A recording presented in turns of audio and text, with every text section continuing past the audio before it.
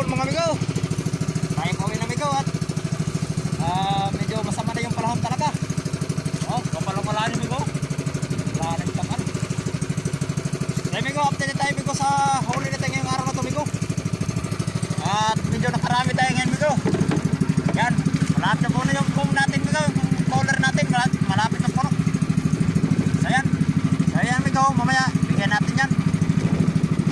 So yan lahat ang huli natin amigo. Malapit na po na yung caller natin. So karamihan amigo ay tamban. Yan, ito ba niya yung tamban? Buti na lang dito sa may bandang San Jose may isda. Kaya yan, nakadagdag tayo dito. Saka amigo, hello amigo Babher, galunggong. So malalaki na yung galunggong amigo.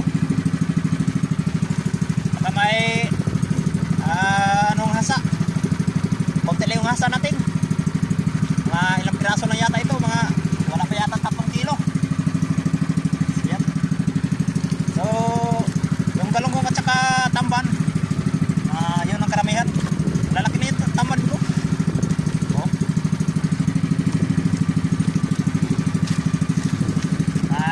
Ayos. Nakabawi tayo ngayong araw na to. So sana bukas ganun pa rin. Bukas pag hindi masyadong malakas bigo, lalaot pa rin tayo bukas.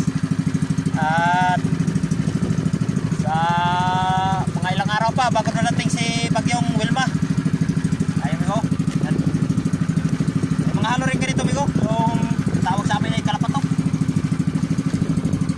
Pero ilang piraso lang. Kakaunti lang din.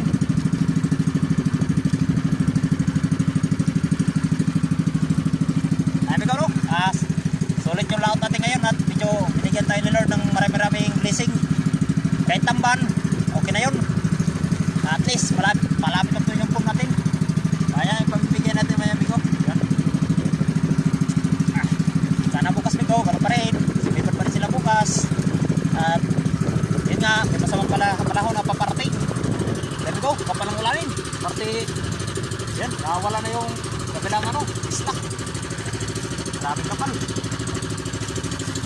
Ang hangin pala dito amigo sa amin ay amihan na. Yan. So, diretso na itong amihan na ito.